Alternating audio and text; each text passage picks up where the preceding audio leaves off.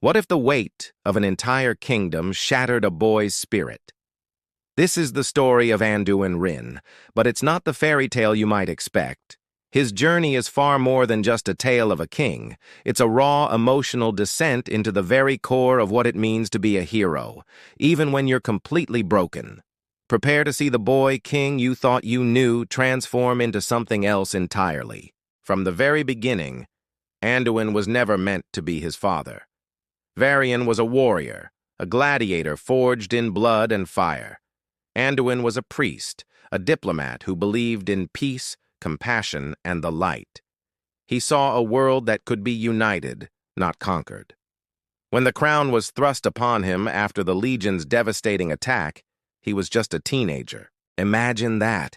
Leading the entire alliance, shouldering the hopes and fears of millions, all while mourning the father he barely got to reconcile with. He stepped into those massive shoes with a grace that surprised many.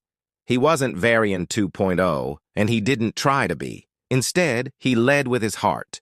He sought to understand his enemies, even reaching out to the Horde in moments when others screamed for vengeance. Remember his secret meetings with Bane Bloodhoof?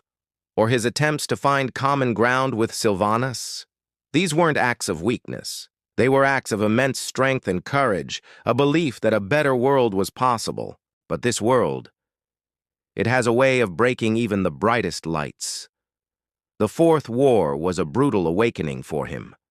The burning of Teldrassil, the battle for Lord Aeron. These events forced him to become a war leader. He had to send soldiers to their deaths, make impossible choices, and witness horrors that would scar anyone. You could see the toll it was taking.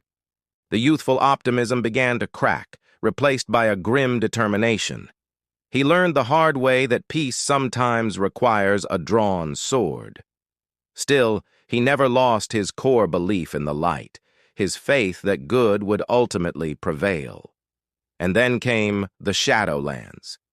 This is where Anduin's story takes its darkest turn, kidnapped, taken to the maw, and subjected to the jailer's relentless torment. The goal wasn't just to break him, but to dominate him, to turn his greatest strength, his connection to the light, into a weapon of darkness. We all watched in horror as he was forged into a puppet, a vessel for domination magic. The King of Stormwind, the champion of the light, became the jailer's instrument of despair. Think about the psychological trauma of that. Being conscious, but not in control of your own body.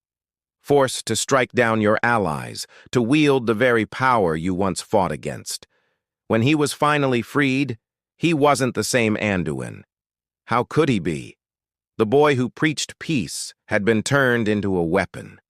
The man who believed in hope had been filled with despair. He was broken. The guilt, the self-doubt, the sheer horror of what he had become, it was too much to bear.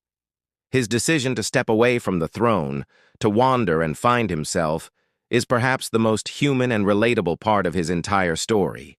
He couldn't just put the crown back on and pretend nothing happened. He needed to heal. Not just his physical wounds, but the deep spiritual wounds that cut to the very core of his being. He had to rediscover who Anduin Wrynn is when he isn't the king, when he isn't the champion, when he's just Anduin. This journey is what makes him such a compelling character. He's not a flawless hero. He's a young man who has been through unimaginable trauma and is now fighting his most important battle, the one for his own soul. His story reminds us that true strength isn't about never falling.